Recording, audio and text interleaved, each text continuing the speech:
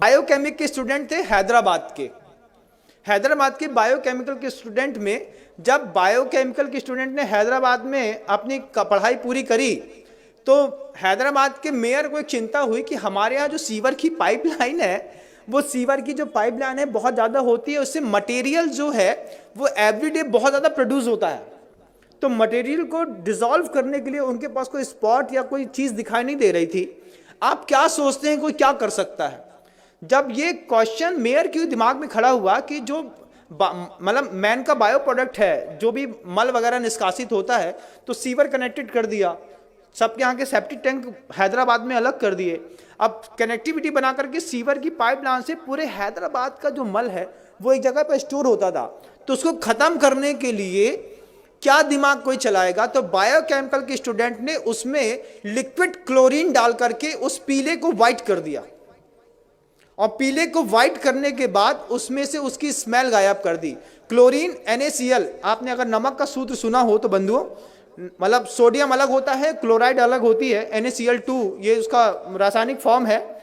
और जहां हम रहते थे पहले HGM, वहां पे Hukumchand jute mill and industries, और मतलब नमक से क्लोरीन बनाने का प्रोसेस वहीं पे होता था। लिक्विड क्लोरीन होती है, पाउडर फॉर्म में क्लोरीन होती है, गैस फॉर्म में क्लोरीन होती है, और सब अलग अलग चीज़ों में काम आती है। जो बांस के पेड़ होते हैं उसको साफ करने के लिए लिक्विड क्लोरीन काम आती है, जिससे आपका पेपर बनता है और जो बिल्कुल वाइट हो जाता है।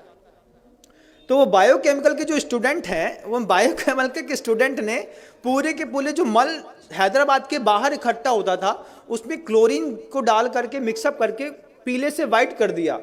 फिर जो वो पूरा एक पेस्ट के रूप में था उसको ड्रायर में डाल करके सुखा दिया, उसका पाउडर फार्मिंग कर दी। और सबसे बड़ी बात तो ये है कि कानपुर की गुटखा फैक्ट्रियों में बेच करके बड़ी बड़ी कंपनियों के गुटकों में पैक होकर के वो मल लोगों को पाउच में अंदर तक खिला दिया। ये ज्ञान के दुरुपयोग का युग है बंधुओं। आपको आश्चर्य होगा, लगता है ना कि हम जिस कंपनी का गुटखा खाते हैं ये तो बहुत फ्रेश है और बढ़िया है। जब आपको पता चले कि बायोकेमिक के स्टूडेंट की इतनी बड़ी करामात है कि उसने पूरे के पूरे मानव के बायो प्रोडक्ट को क्लोरीन डाल करके उसकी स्मेल हटा करके और उसको गुटके में मिला करके उसमें फ्रेग्रेंस मिला दिया। फ्रेग्रेंस का कारोबार कितना बड़ा है कभी आप सोच भी नहीं सकते, कुछ नहीं सोच सकते। और आपको तो खुलते ही साथ ही खुशबू आती है, एक तेज स्मेल। आप किसी भी कंपनी के गुटके को 5 मिनट के लिए एक पानी में डाल दीजिए, थोड़ी देर उसको हाथ से मसल के देखिए, फिर आपको पता चलेगा, जब इसकी स्मेल हट जाएगी फिर उसको खा के देखिए, तब पता चलेगा कि हम अपने मुंह में क्या खाते हैं। उसमें चूना और कांच दोनों मिलाया जाता है कि कांच से बारीक कांच का पाउडर रहता है जिससे आपकी जबान थोड़ी सी कटती है, और चूना उसके ऊपर लगता है तो आपको थोड़ी सरसराहट सी होती है। इसके चक्कर में आप बार बार माउथ फ्रेशनर के रूप में ऐसे पाउच के प्रोडक्ट खाते हैं। बायोकेमिक के स्टूडेंट ने पूरा का पूरा मानव मल उठा करके पाउचों में पैक करके कानपुर की गुटखा फैक्ट्री में जा करके एक बार ऑब्जर्वेशन तो करिए बंधुओं, तब समझ में आएगा ये गुटखा खाने वाले लोग सुबह सुबह मानव का मल खा करके अपनी जिंदगी की शुरुआत करते हैं। ये बायोकेमिक के स्टूडेंट का कमाल है। हड्डियों का ढेर मिलता है, दुनिया भर की चीजें मिलती हैं। स्मॉल स्केल इंडस्ट्रीज, 3 शब्द याद रखिएगा। क्या?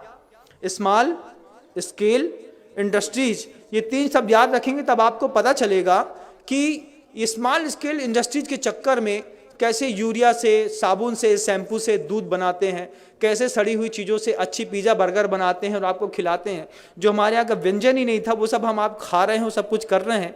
ये स्मॉल स्केल इंडस्ट्रीज का कमाल है।